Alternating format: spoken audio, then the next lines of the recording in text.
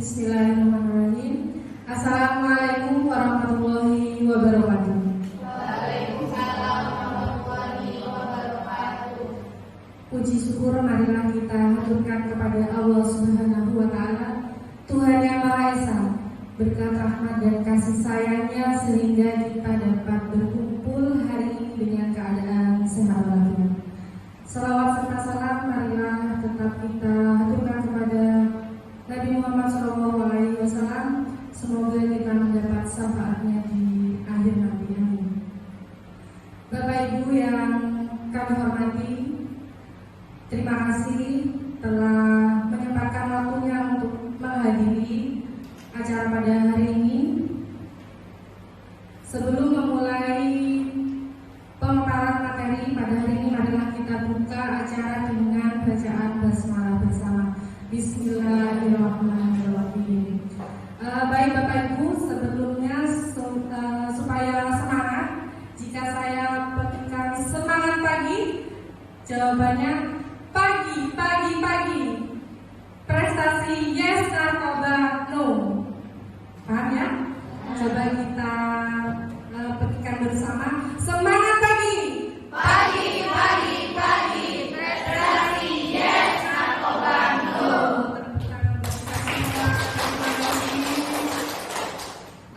Tidak berlama-lama, langsung saja mari kita simak materi yang akan disampaikan oleh pemateri kita hari ini, yaitu Ibu Ria Rosita. Diskriminasi menyebarkan pemahaman, penerapan pengalaman budaya positif. Mari kita beri aplaus untuk Ibu Ria Rosita.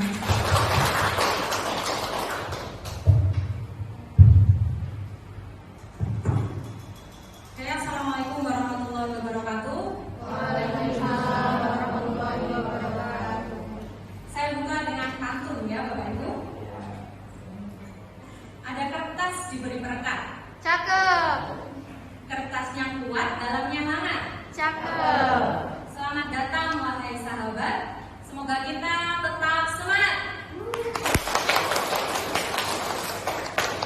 Oke, saya ucapkan terima kasih kepada Bapak Ibu guru yang datang di acara saya, yaitu diseminasi modul 1.4. Nah, ini adalah tugas saya sebagai guru penggerak untuk menyebarkan pemahaman dan penerapan pengalaman saya tentang modul 1.1.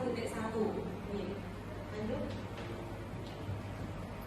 Semangat ya, soalnya masih pagi ini ya. Oke. Nah, di sini ada beberapa konsep inti yang akan kita bahas, yang akan saya sebarkan. Yang pertama yaitu perubahan paradigma belajar. Yang kedua, disiplin positif dan nilai kebajikan. Yang ketiga, motivasi perilaku manusia. Yang keempat, kebutuhan dasar. 5, posisi kontrol restitusi. 6, keyakinan kelas. Dan yang ketujuh, segitiga restitusi. Apakah Bapak Ibu pernah mendapatkan materi tentang ini? Belum. Oke, ada yang pernah, ada yang belum ya. Karena di sini juga ada yang sudah lulus dari guru penggerak, Ujiana.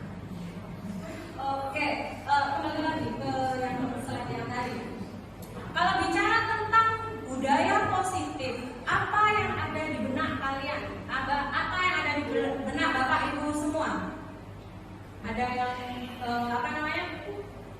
terbesit apa yang kalau misalnya ada kata-kata atau kalimat budaya positif? Coba, kalau budaya positif itu berarti apa? Ingatnya tentang apa? Ya, Bu Hardian. Baik, terima kasih Bu Lia. Menurut kami, budaya positif adalah kebiasaan yang baik yang diterapkan di kelas maupun di sekolah, yang nantinya juga memberi dampak positif terhadap anak-anak dan juga lingkungan sekolah. Gitu? Ya, betul sekali Bu Fardia. Jadi kebiasaan positif dengan Bu Fardia. Mungkin ada lagi yang mau selain kebiasaan, apalagi? Contoh kebiasaannya mungkin Pak Farizal. Baik, terima kasih atas waktu yang diberikan. Mungkin kalau saya menangkap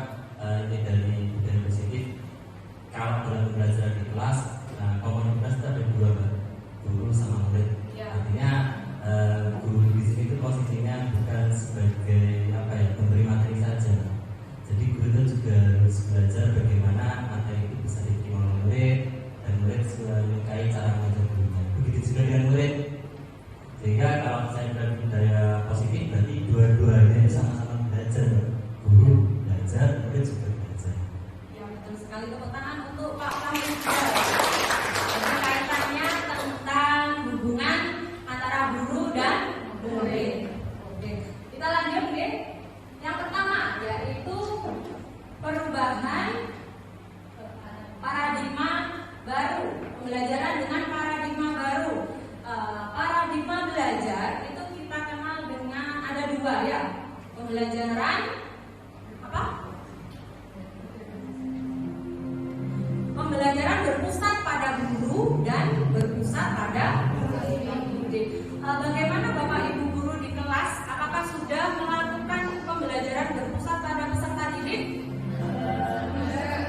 Masih berusaha.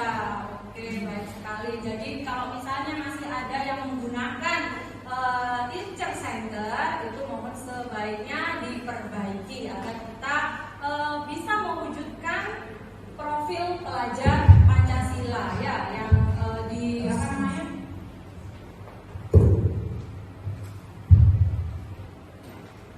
Oleh Ki Hajar Dewantoro, yaitu kita sebagai guru itu harus menuntun murid, gitu ya, menuntun murid. Jadi kita itu harus bisa bekerja sama, bisa berkolaborasi dengan murid.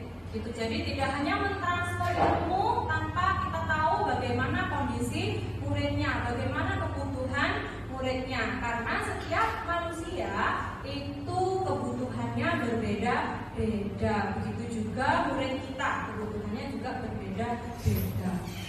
Nah, di sini pembelajaran dengan paradigma baru merupakan pembelajaran yang dirancang berdasarkan prinsip pembelajaran berdiferensiasi, sehingga peserta didik belajar sesuai dengan kebutuhannya berdasarkan tahap perkembangan sesuai teori psikologi modern untuk mewujudkan profil pelajar Pancasila. Nah, sudah biasa kita dengar ya, profil pelajar Pancasila itu ada 6 dimensi. Yang pertama, beriman bertakwa kepada Tuhan Yang Maha Esa dan berakhlak mulia.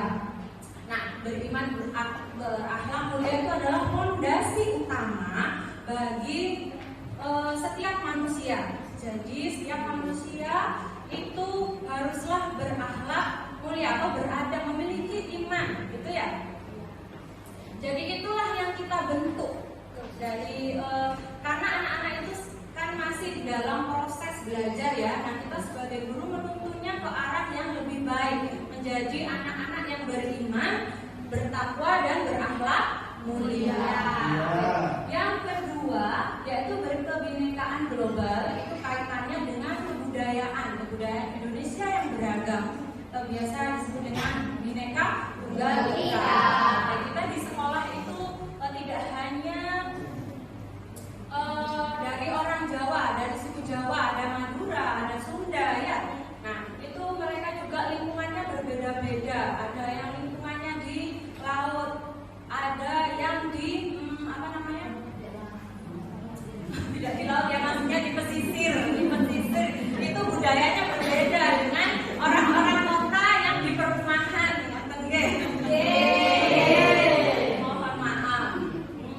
Terus kemudian jadi anak-anak di situ diajari untuk menghargai budaya lain, gitu ya. Kemudian lanjut ke gotong royong. Gotong royong di sini bukan gotong royong kebersihan ya, tapi intinya kita bisa bekerja sama, bisa berkolaborasi. Nah, seperti itu. Kemudian mandiri. Mandiri itu berarti anak-anak diajari untuk bisa bertanggung jawab, ya, bisa bertanggung jawab atas dirinya sendiri, atas yang dia lakukan, seperti itu. Kemudian bernalar kritis. Bernalar kritis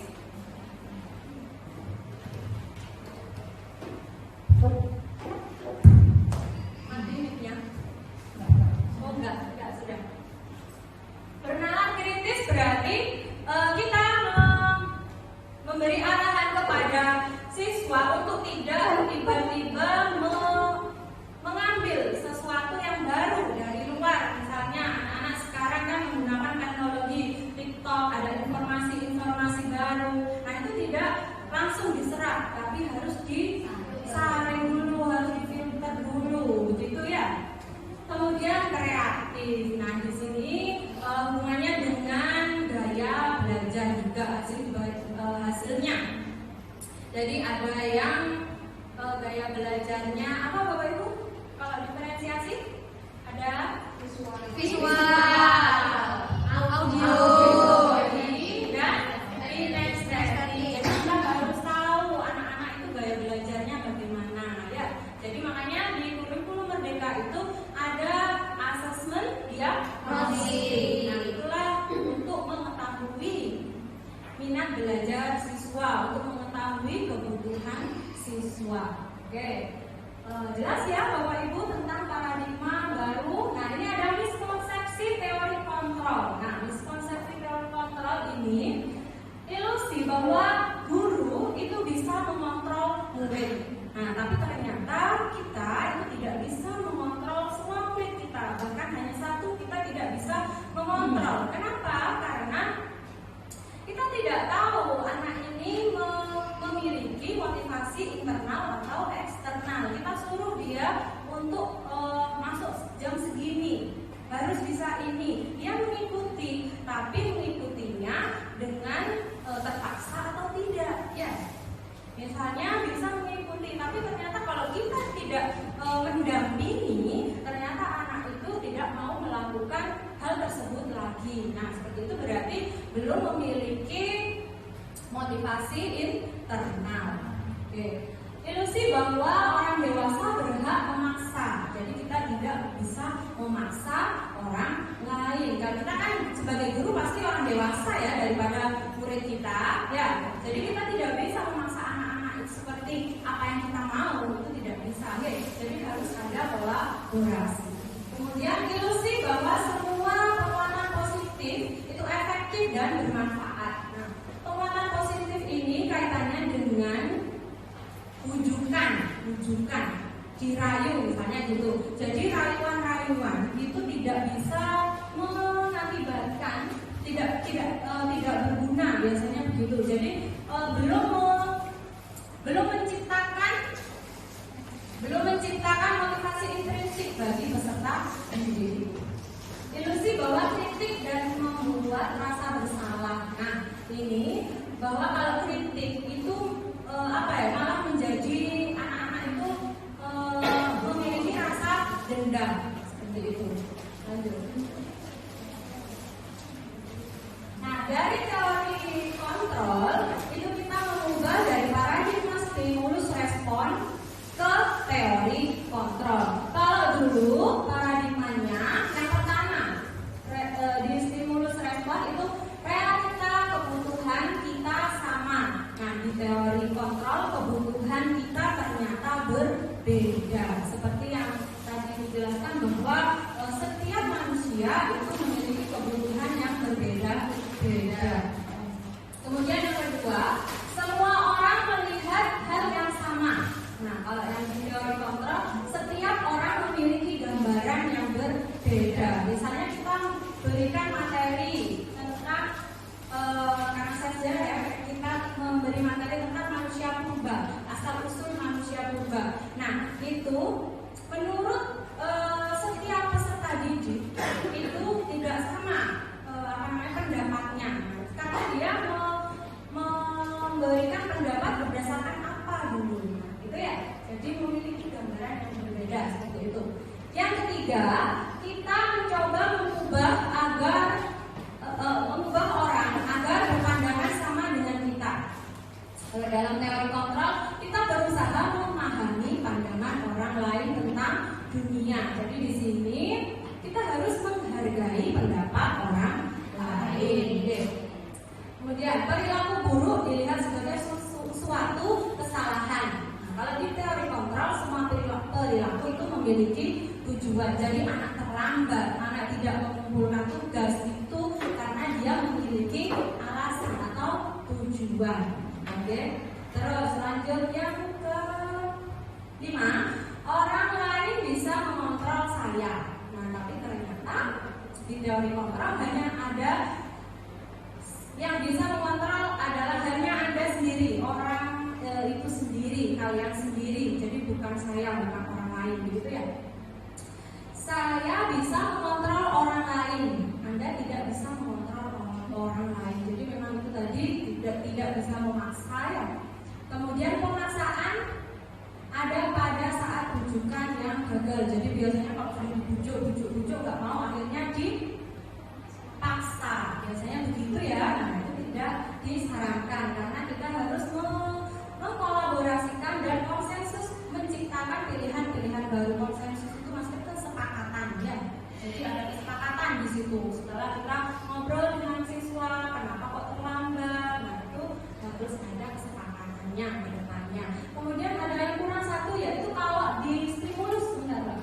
Kalau di stimulus respon itu berpikir menang kalah. Jadi siapa yang salah dia yang kalah, gitu ya. Tapi kalau di teori kontrol itu menang karena adanya kolaborasi. Gitu. Oke, materi selanjutnya yaitu disiplin positif. Nah, disiplin positif itu adalah pendekatan disiplin yang mengajarkan pada anak bertanggung jawab dan mengembangkan kesadaran diri berdasarkan nilai kebajikan.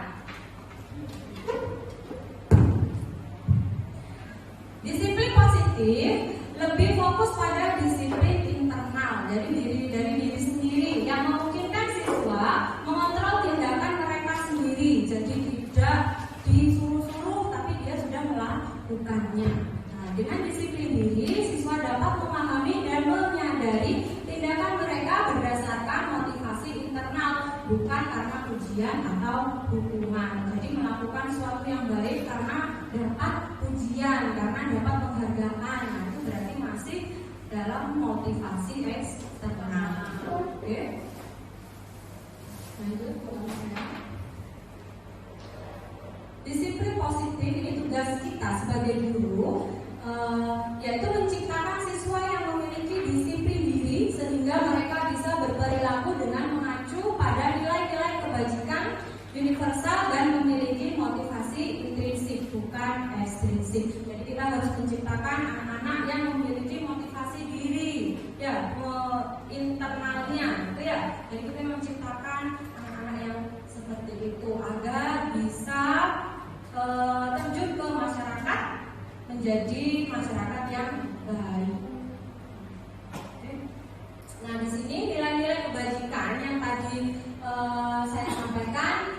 Nah, ini nilai yang disepakati bersama, lepas dari suku bangsa, agama, bahasa maupun latar belakangnya. Nah, ini ada beberapa nilai kebajikan dari ada 6. Sebenarnya ada 6 institusi yang menyepakati nilai-nilai kebajikan ini. Seperti yang pertama itu BIMO Primary, itu ada toleransi, rasa hormat, integritas, mandiri, menghargai, antusias, empati, keingin-tahuan, kreativitas, kerjasama, percaya diri, dan komitmen. Itu dari BIMO Primary Program.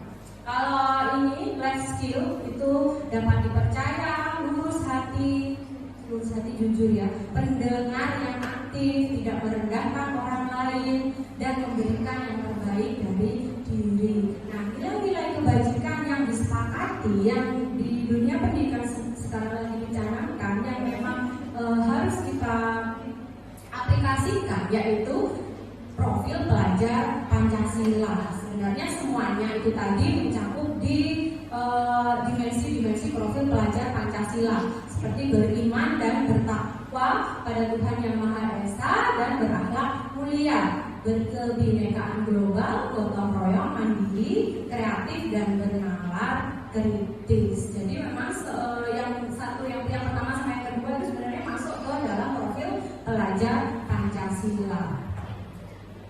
Oke, lanjut. Kebutuhan dasar manusia. Jadi dari tadi itu kita harus memenuhi kebutuhan peserta didik, kebutuhan yang berbeda-beda. Nah, sebenarnya kebutuhannya apa? Ya. Ada yang tahu? Ini kebutuhannya kita? Ya. Ya, Bu Vida.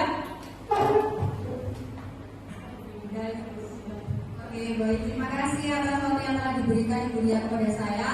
Terkait kebutuhan dasar manusia itu kebutuhan pokok.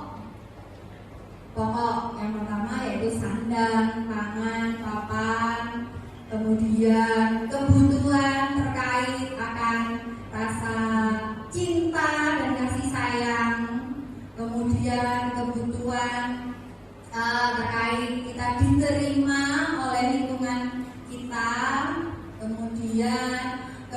pengetahuan terkait rasa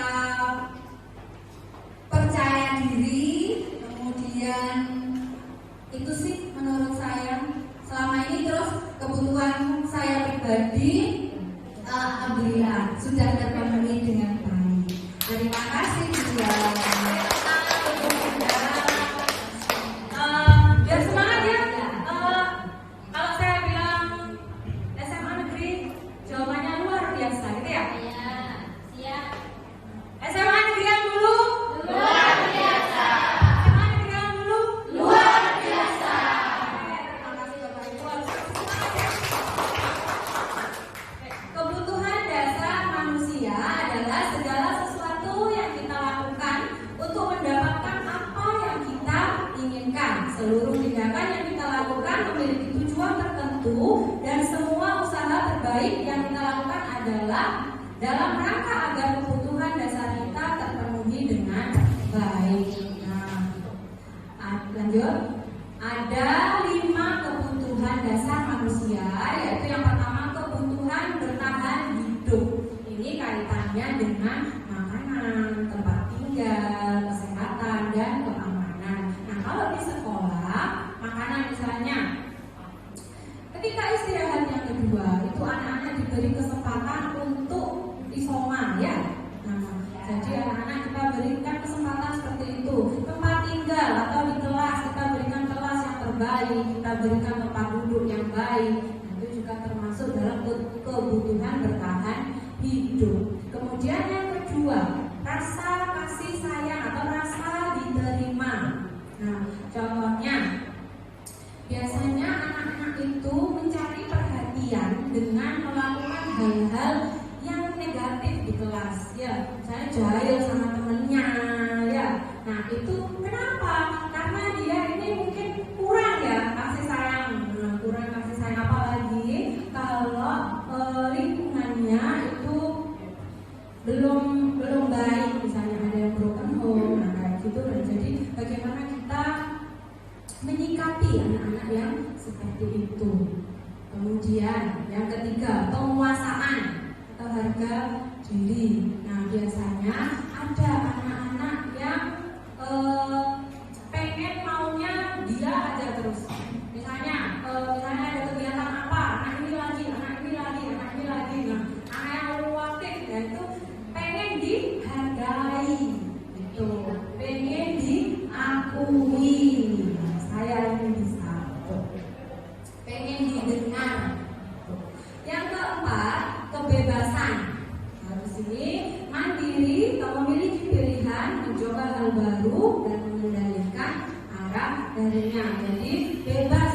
Anak-anak itu seperti yang tadi berdiferensiasi, karena di sini berdiferensiasi ya, gaya belajar yang berbeda-beda. Jadi dalam satu produk itu anak-anak boleh menggunakan sesuka hatinya. Dia suka mencatat misalnya ya. Jadi dengan catatan, yang penting tujuan pembelajarannya tercapai gitu. Yang kelima yaitu kesenangan, bermain, humor, tertawa. Jadi anak-anak butuh tertawa, jadi nggak sepaneng ya di kelas itu. Jadi kalau teacher center learning itu kan sepaneng ya, harus mendengarkan gurunya gitu. Jadi ngantuk, apalagi jam-jam siang ya.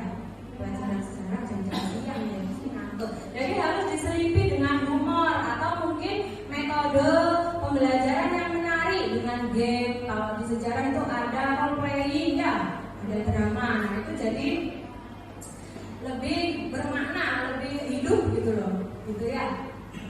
Jadi misalnya ada juga yang menggunakan ice breaking di tengah-tengah pembelajaran, atau mungkin ada bapak ibu guru yang lain dengan brainstorming. Oke, ada yang lain mungkin dengan belajar di luar kelas ya. Jadi anak-anak tertarik ya. Nah, selain itu misalnya menyanyi nggak apa ya, kayaknya menyanyi biar nggak ngantuk anak-anak itu. Lanjut. Nah, ini tadi terkait dengan motivasi perilaku manusia. Jadi menurut Ian Bosen itu ada 3 motivasi perilaku manusia. Yang pertama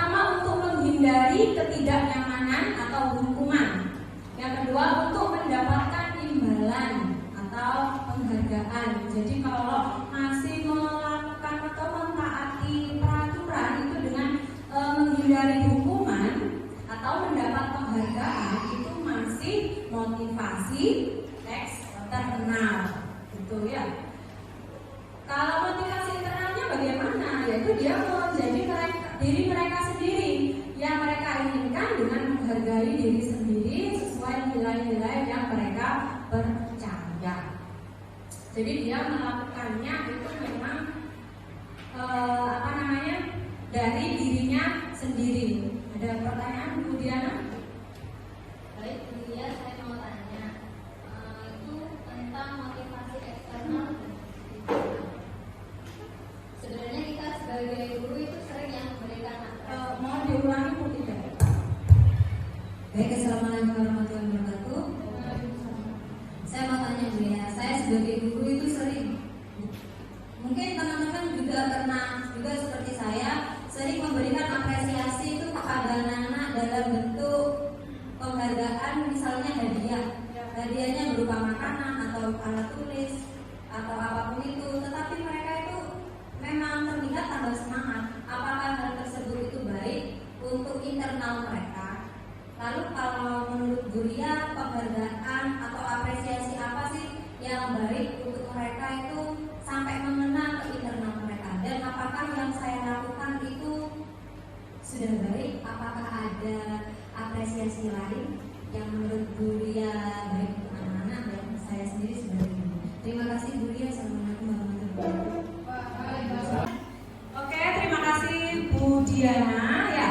Nah, memang kita biasanya memberikan apresiasi kepada siswa itu dengan memberikan permen ya atau pulpen. Nah, anak-anak biar senang, tapi jangan keterusan, jangan setiap pembelajaran dikasih gitu ya. Jadi itu menjadi ketergantungan namanya ya. Jadi kalau misalnya kita nggak ada permen, nggak ada hadiah gitu, jadi anak terus malas, nggak mau menjawab, nggak mau mengerjakannya dengan baik. Nah, jadi bagaimana ya caranya? Diberi apresiasi, misalnya bagaimana apresiasinya? Pujian atau pujian bagus sekali nak, nah kayak gitu ya. Terus dikasih jempol, dikasih tepuk tangan, bagus sekali, nah kayak gitu biasanya ya, untuk meningkatkan motivasi intrinsik kepada untuk meningkatkan motivasi internal dalam diri siswa. Itu ya Bapak Ibu. Lanjut ke, nah ini tadi ada hukuman, konsekuensi dan restitusi. Kalau hukuman itu sering kita dengar ya, bahkan konsekuensi juga sering kita dengar di dunia pendidikan. Apakah Bapak Ibu sudah pernah mendengar tentang restitusi? Restitusi ya. Sebenarnya mungkin ada beberapa yang sudah melakukan, tapi tidak tahu kalau itu namanya restitusi. Bahkan saya sendiri baru tahu di guru penggerak ini ada yang namanya restitusi. Jadi kita tidak menghukum anak dan tidak memberi konsekuensi, tapi lebih baik memberikan restitusi. Apa itu? Nah, hukuman itu tiba-tiba, tidak terencana. Contohnya, anak itu terlambat misalnya, tidak masuk kelas ketika jam kelas sudah masuk, tiba-tiba dihukum, kamu nulis sekarang 1000 kata, maaf, kayak gitu ya. Itu namanya hukuman. Jadi anak-anak langsung diberi hukuman tanpa dia tahu hukumannya apa gitu. Itu namanya hukuman. Itu membuat anak itu down gitu ya. Kemudian kalau konsekuensi, itu terencana atau disepakati sesuai peraturan, murid tetap dibuat tidak nyaman. Sikap guru selalu memonitor murid. Maksudnya kalau konsekuensi itu berarti anak itu sudah tahu, misalnya kalau terlambat itu konsekuensinya apa? Waduh, dikongkon nulis nih, ya. Sudah tahu, jadi gitu. Tapi anak tetap melakukan itu tadi, melakukan konsekuensinya. Kalau restitusi, nah ini proses menciptakan kondisi bagi murid untuk memperbaiki kesalahan. Proses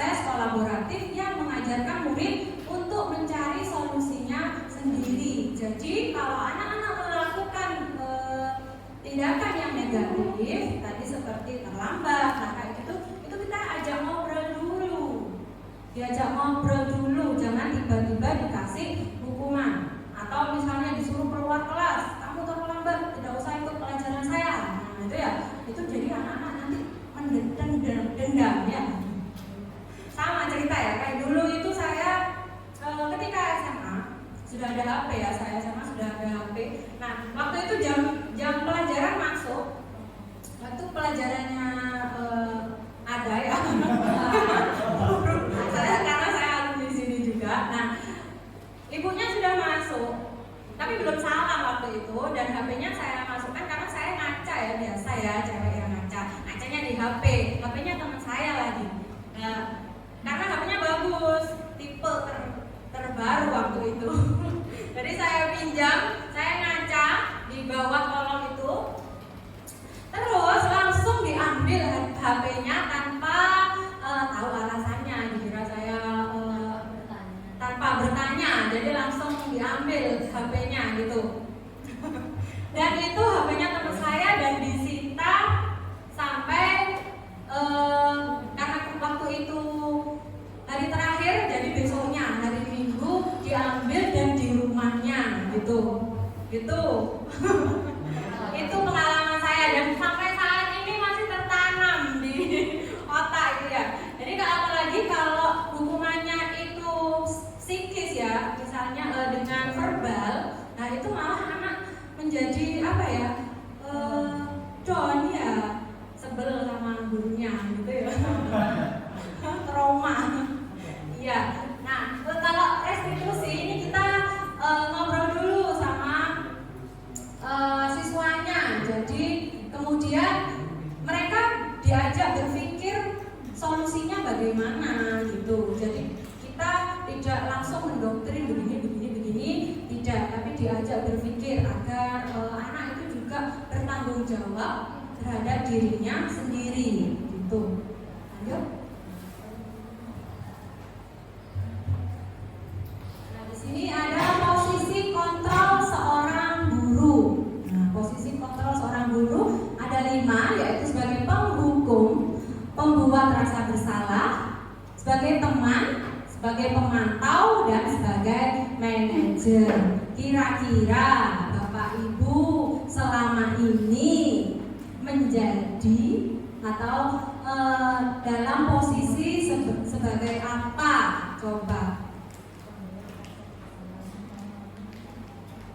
Coba kalau Ibu Diana sebagai apa selama ini Bu Diana? Kalau saya seringnya ke pembuat rasa bersalah. Oh, sering membuat rasa bersalah. Kalau Pak Iksan? Kalau saya 5-5-nya bisa. Oh, bagus sekali Pak. Tergantung situasi dan kondisi. Dan kondisi kelas anaknya itu seperti apa. Kalau anaknya memang kayak 12-6 yang anaknya memang diajak ngobrol bisa ya menjadi teman. Tapi kalau anaknya seperti itu, ya di nomor 1 dan nomor 2 dan nomor 5. Ya, sesuai kondisi. Ada lagi mungkin Pak Yusdika sebagai apa Pak Yus? Sebagai pemantau itu. Sebagai pemantau. Caranya mantau tugas saja. Ada, jangan mantau tugas aja. Atau mungkin Bu Emma, guru olahraga sebagai apa Bu Emma? Kalau saya sebagai pembuku mungkin ya, dan mungkin juga bisa sebagai teman. Sebagai Karena pembuku. saya guru olahraga. Ya, Guru lari ya Bu Emma ya. 10 kali. Bu Rini, sebagai apa Bu Rini biasanya? sebagai teman. Sebagai teman. Sebagai sahabat. Karena kita ini di usia anak-anak, usia remaja ya.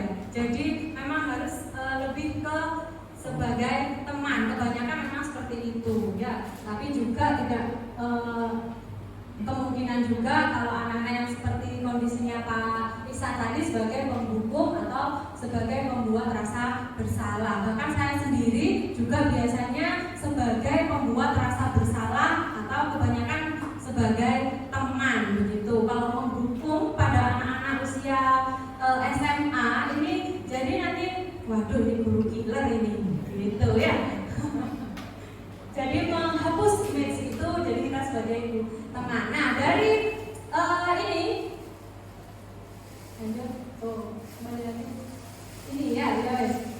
Kembali. Nah kalau sebagai penghukum tadi itu sukanya menghukum tadi ya, membuat rasa bersalah sebagai teman, sebagai pemantau. Nah sebaiknya kita itu sebagai apa? Sebagai manajer ya, sebagai manajer. Jadi manajer itu tidak hanya ada di perusahaan-perusahaan saja ya, tapi kita sebagai guru kita juga harus bisa mengatur. Nah sebagai manajer itu tadi, contohnya di sini ada beberapa kalimat sebagai manajer ini. Contoh kasus siswa yang terlambat. Nah, kalau sebagai penghukum, nah itu misalnya tadi ya Bu Emma ya, jalan jongkok sampai kelas, dari gerbang sampai kelas jalan jongkok. Kelasnya belakang sendiri. Biasanya kan ada ya anak-anak yang di depan itu disuruh jalan jongkok gitu kan ya, tapi nggak sampai kelas juga ya. Ada juga yang menghukum menulis 1000 kata gitu, penuh bukunya ya, reading namanya. Nah kalau sebagai pembuat rasa bersalah itu kalimatnya misalnya gini, harus berapa kali ibu beritahu kamu, harus berapa kali dinasehati, kamu selalu saja mengecewakan. Nah itu termasuk pembuat rasa bersalah. Itu sering itu saya. Kemudian sebagai teman, ayo nak, ya, gitu ya, ayo nak ikuti aturan sekolah, tolong bantu ibu kali ini ya. Ya sudah, tidak apa-apa, besok jangan diulangi lagi ya, biasanya gitu ya. Kalau sebagai teman itu lebih ke merangkul anak. Kemudian sebagai pemantau, kamu sudah melanggar peraturan sekolah, kamu tahu konsekuensinya kan? Besok jangan telat lagi. Pak Yus itu ya, biasanya gitu ya Pak Yus ya. Memantau. Kalau sebagai manajer, nah itu berarti kita ngobrol dulu. Apakah kamu tahu kesalahanmu bagaimana apa? Nah kira-kira bagaimana kamu memperbaikinya? Jadi solusinya bagaimana? Jadi anak-anak itu diajak untuk berpikir. Merasa begitu, berarti kan misalnya membuat anak itu menstabilkan identitas itu, mengembalikan emosional anak gitu ya. Jadi yang awalnya anak itu emosi karena tadi kacamatanya pecah atau bukunya disobek, jadi setelah emosi, nah kita tugasnya yang pertama yaitu menstabilkan identitas dengan mendisik. Lanjut yang kedua, tahap 2, validasi tindakan yang salah. Nah, berdasarkan prinsip setiap perilaku berupaya memenuhi suatu kebutuhan tertentu. Ini contohnya beberapa kalimat. Kamu pasti punya alasan mengapa melakukan hal itu. Nah, padahal kamu bisa melakukan yang lebih buruk lagi dari ini ya, tapi kamu tidak melakukannya.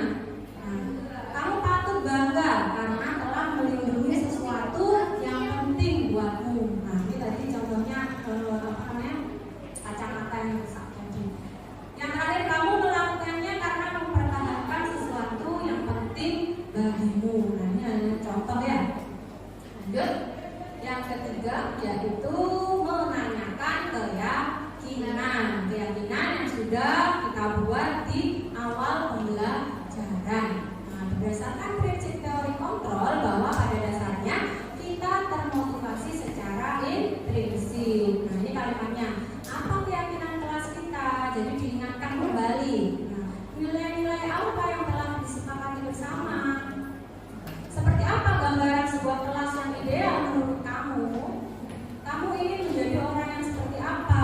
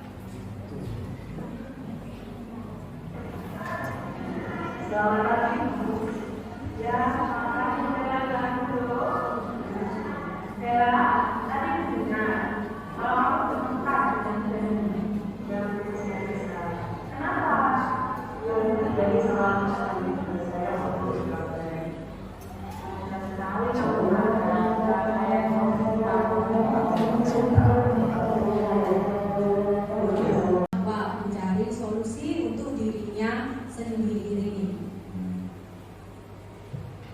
Nah, ini ada tebak posisi sebagai apa? Nih.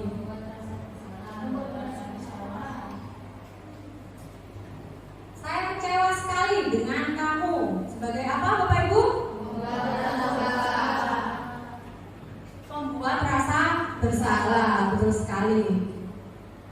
Ya, lanjut. Nah, kalau ini, ayo bantu ibu kali ini. Bagi teman, betul kah? Coba kita lihat yang selain yang sebelumnya.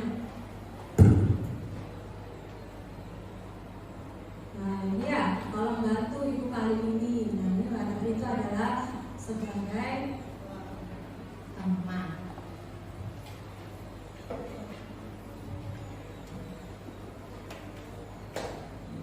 Sekarang lari, keliling lapangan.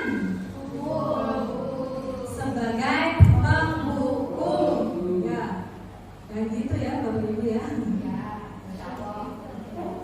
Kalau ini, apa rencana kamu untuk menyelesaikan permasalahan ini? Sebagai manajer.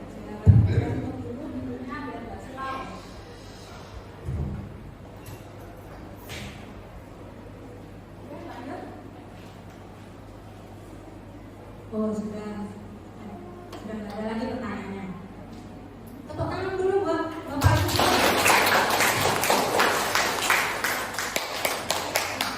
Ya, terima kasih.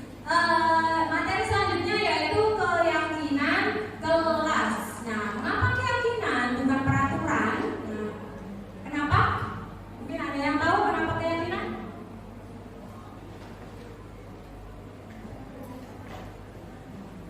Aksa.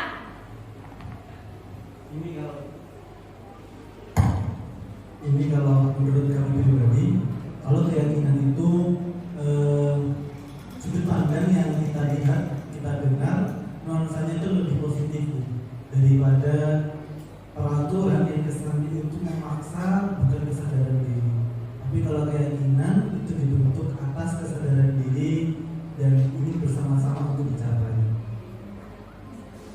Tepuk tangan untuk Pak Iksan. Kalau mungkin dari bapak-bapak yang di depan ini, Pak Madi, Pak Madi,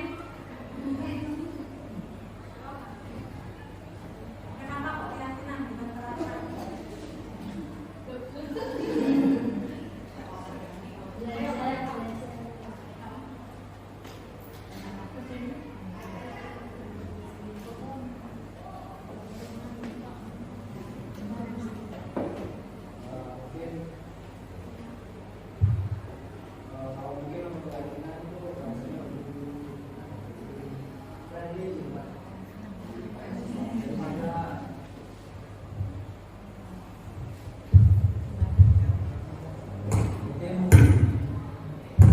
Mungkin keyakinan itu dari segi kekuasaan itu lebih friendly lah. Nah, kalau untuk peraturan itu kayaknya lebih mengekang. Ya, betul sekali. Oke. Kenapa keyakinan bukan peraturan? Kalau peraturan itu lebih ke apa namanya? Seperti yang dibilang Pak Dava tadi, lebih mengekang gitu ya, mengatur. Kalau keyakinan itu lebih positif atau biasanya lebih positif, lebih baik diingat. Di sini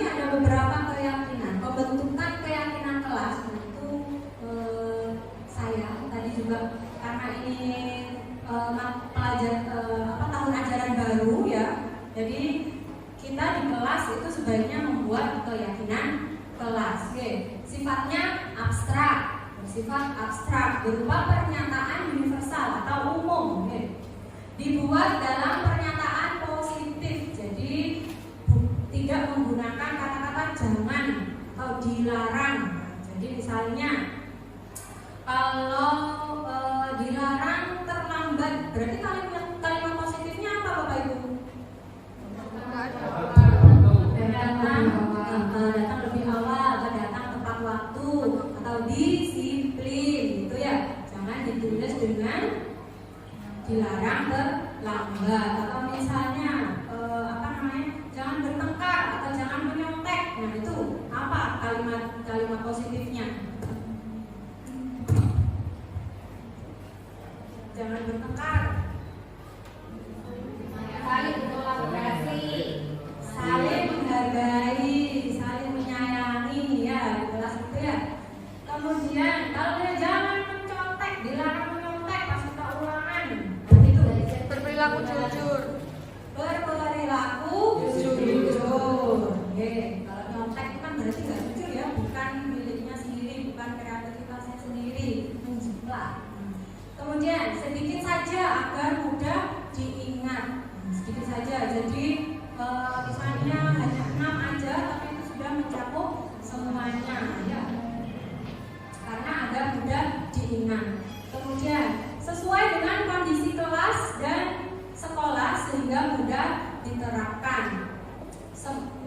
Semua warga sekolah atau warga kelas dilibatkan dalam membuat keyakinan kelas. Nah, apakah Bapak Ibu juga melakukan hal ini di kelas? Ya. Alhamdulillah ada beberapa ya sudah melakukan keyakinan kelas. Oke, jadi untuk nanti ke depannya anak-anak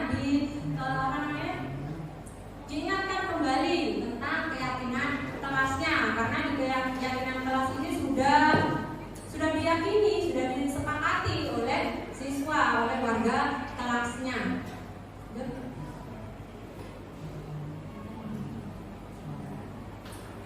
Nah, dari keyakinan kelas ini kita lanjut ke segitiga restitusi. Apa itu? Yaitu sesuatu yang dijalankan agar guru dapat menghasilkan murid yang mandiri dan bertanggung jawab. Nah, di situ ada 3 tatapannya. Yang pertama, menstabilkan identitas. Yang kedua, validasi tindakan yang salah. Dan yang ketiga, menanyakan keyakinan yang sudah kita buat di awal pembelajaran. Jadi segitiga restitusi ini digunakan ketika ada permasalahan atau ada anak yang melanggar, misalnya begitu.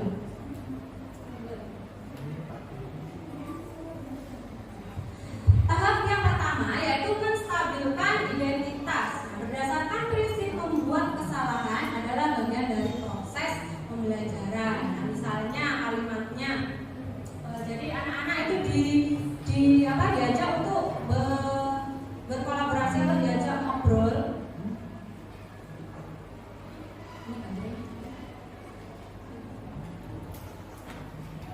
Nah, misalnya dengan kalimat berbuat salah itu wajar, nak. Tidak ada manusia yang sempurna. Bapak Ibu juga pernah melakukan itu. Bapak Ibu tidak mau mencari siapa yang salah, tapi mencari solusi dari permasalahan ini. Kamu berhak merasa begitu misalnya. Nah, tapi kalimat-kalimat ini hanya contoh ya. Misalnya anak mencuri barangnya milik temannya. Nah, itu jangan menggunakan kata Bapak Ibu juga pernah melakukan hal itu.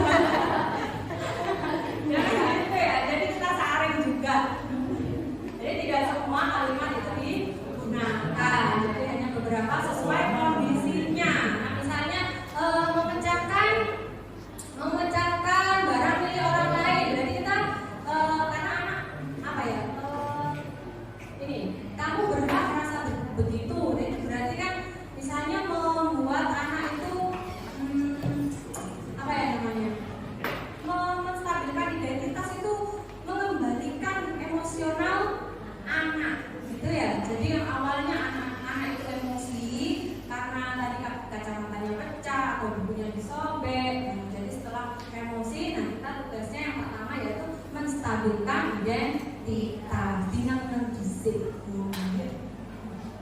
Lanjut yang kedua. Tahap 2, validasi tindakan yang salah. Nah, berdasarkan prinsip setiap perilaku berupaya memenuhi suatu kebutuhan tertentu. Ini contohnya beberapa kalimat. Kamu pasti punya alasan mengapa melakukan hal itu. Nah, padahal kamu bisa melakukan yang lebih buruk lagi dari ini ya, tapi kamu tidak melakukannya. Nah, kamu patut bangga karena telah melindungi sesuatu yang penting buatmu. Nah, ini tadi contohnya kacamata yang rusak tadi. Yang terakhir, kamu melakukannya karena mempertahankan sesuatu yang penting bagimu. Nah, ini adalah contoh ya. Lanjut. Yang ketiga yaitu menanyakan keyakinan yang sudah kita buat di awal pembelajaran. Nah, berdasarkan prinsip teori kontrol bahwa pada dasarnya kita termotivasi secara intrinsik. Nah, ini kalimatnya. Apa keyakinan kelas kita? Jadi diingatkan kembali. Nah, nilai-nilai apa yang telah disepakati bersama? Seperti apa gambaran sebuah kelas yang ideal menurut kamu? Kamu ingin menjadi orang yang seperti apa? Nah, gitu. Bagaimana solusinya? Itu adalah tahap yang terakhir. Jadi dari awal tadi ya, anak-anak ditenangkan dulu emosinya, kemudian validasi kesalahannya dan ditanyakan keyakinannya. Dia merasa begitu, itu berarti kan misalnya membuat anak itu menstabilkan identitas itu mengembalikan emosional anak, gitu ya. Jadi yang awalnya anak-anak itu emosi karena tadi kacamatanya pecah atau bukunya disobek. Nah, jadi setelah emosi, nah kita tugasnya yang pertama yaitu menstabilkan identitas dengan mendisik. Lanjut yang kedua. Tahap 2, validasi tindakan yang salah. Nah, berdasarkan prinsip setiap perilaku berupaya memenuhi suatu kebutuhan tertentu. Ini contohnya beberapa kalimat. Kamu pasti punya alasan mengapa melakukan hal itu. Nah, padahal kamu bisa melakukan yang lebih buruk lagi dari ini ya, tapi kamu tidak melakukannya. Nah, kamu patut bangga karena telah melindungi sesuatu yang penting buatmu. Nah, ini tadi contohnya kacamata yang rusak tadi. Yang terakhir, kamu melakukannya karena mempertahankan sesuatu yang penting bagimu. Nah, ini adalah contoh ya. Lanjut. Yang ketiga yaitu menanyakan keyakinan yang sudah kita buat di awal pembelajaran. Nah, berdasarkan prinsip teori kontrol bahwa pada dasarnya kita termotivasi secara intrinsik. Nah, ini kalimatnya. Apa keyakinan kelas kita? Jadi diingatkan kembali. Nah, nilai-nilai apa yang telah disepakati bersama? Seperti apa gambaran sebuah kelas yang ideal menurut kamu? Kamu ingin menjadi orang yang seperti apa? Nah, gitu. Bagaimana solusinya? Itu adalah tahap yang terakhir. Jadi dari awal tadi ya, anak-anak ditenangkan dulu emosinya, kemudian validasi kesalahannya dan ditanyakan keyakinannya. Begitu ya Bapak Ibu? Ya. Sudah sih?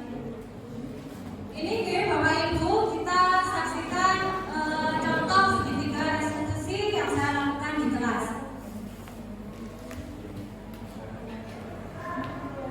Selamat pagi Bu.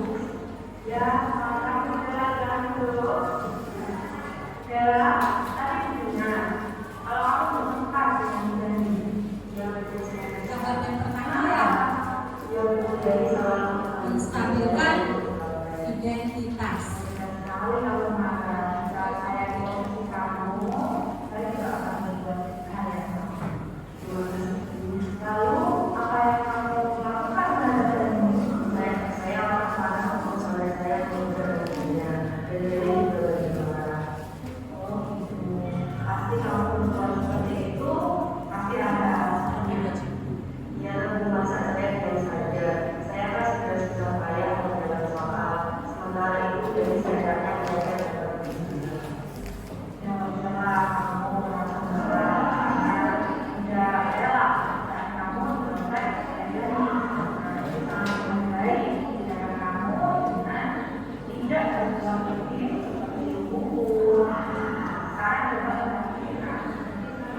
ajarkan kamu membuka meja itu sudah sesuai dengan nilai kita. Yang ketiga. Kemudian menurut kamu nilainya setelah selesai mana yang sudah kamu lakukan? Ya, apakah merupakan pertanyaan penting untuk kamu? Jika itu terbukti, maka pertanyaan kelas apa yang harus kamu lakukan jika kamu sedang marah? Kamu bersedia menghadapi masalah ini? Lalu apa yang kamu lakukan untuk memperbaiki masalah ini? Saya akan berusaha berbagi dan mengenal orang saya. Jika ada teman yang boleh, saya melapor kepada keluarga saya atau keluarga saya. Yang tepat sekali tindakan kamu. Tetap semangat ya. Silakan kembali ke kelas lagi. Baik dulu. Ada contoh yang kedua.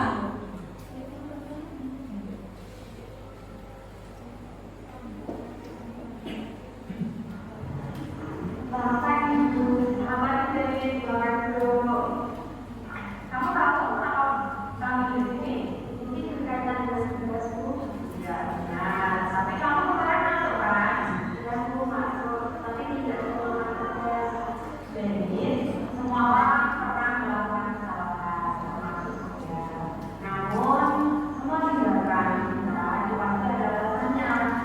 Kira-kira kenapa kamu tidak melakukan tugas kemarin? Saya capek dan mengantukku, soalnya malamnya sekolah itu sampai 7 malam. Akhirnya saya makan. Kamu masih ingat kan siapa yang kita? Masih Bu?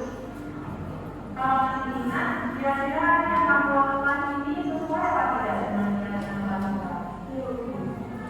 Nah, kayaknya kelas yang mana? Kalau kita lupa. Nah, ternyata kamu tahu. Lalu apakah kamu punya solusi untuk masalah ini? Iya Bu, pertama saya minta maaf karena tidak mendapatkan tugas.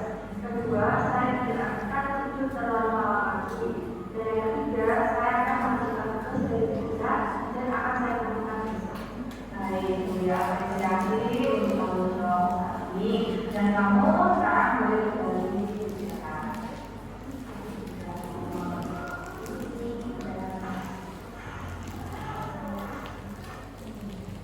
Nah, itu adalah contoh penerapan segitiga restitusi.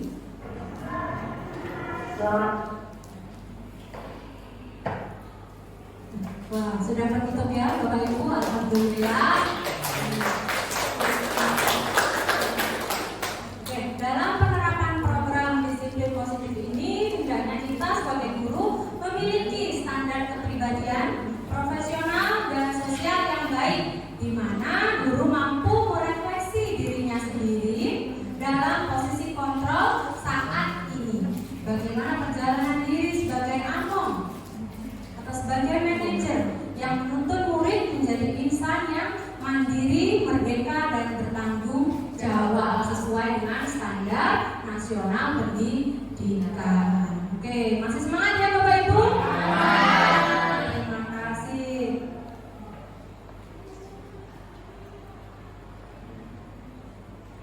Terima kasih, semoga bermanfaat. Oke, mungkin Mbak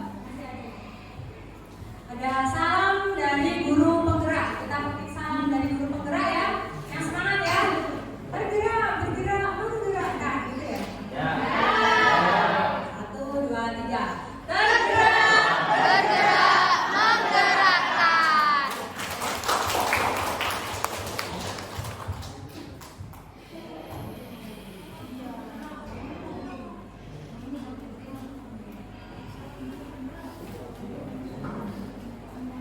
Saya ulangi ya. Salam guru penggerak. Bergerak, bergerak, menggerakkan. Oke, saya kembalikan kepada moderator. Assalamualaikum warahmatullahi wabarakatuh. Waalaikumsalam warahmatullahi wabarakatuh. Sekali lagi beri aplaus untuk Ibu Rias.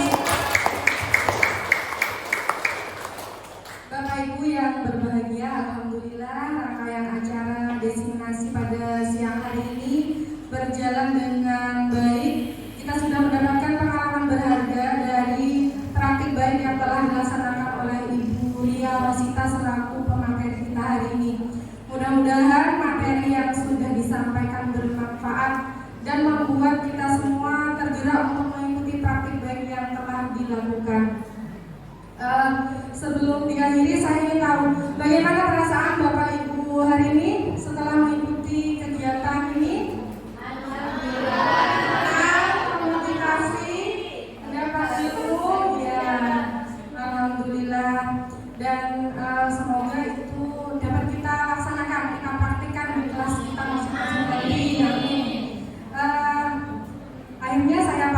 berdiri. Terima kasih atas perhatian dan kerjasama Bapak Ibu sekalian. Kemudian salam guru penggerak, bergerak. Wassalamualaikum warahmatullahi wabarakatuh.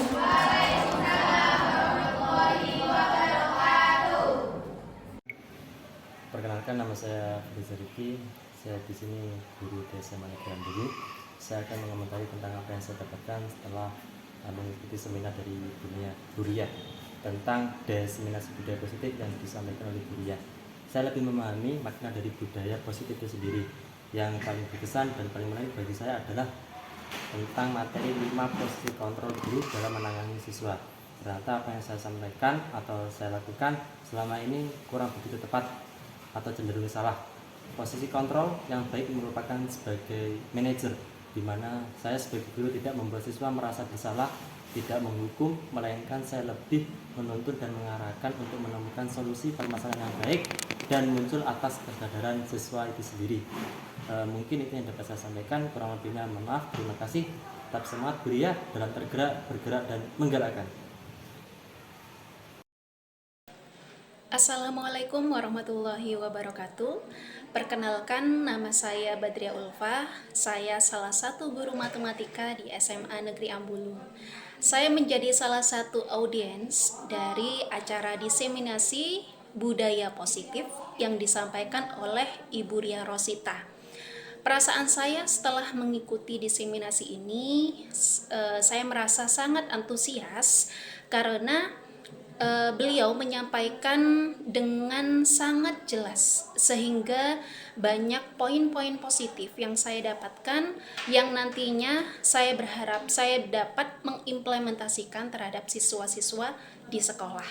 Nah, karena menurut saya sendiri penerapan budaya positif khususnya di SMA Negeri Ambulu ini masih kurang atau masih butuh peningkatan, sehingga kita dapat ke depannya kita dapat berharap dapat menumbuhkan karakter positif dan lebih baik lagi terhadap semua siswa yang ada di sekolah.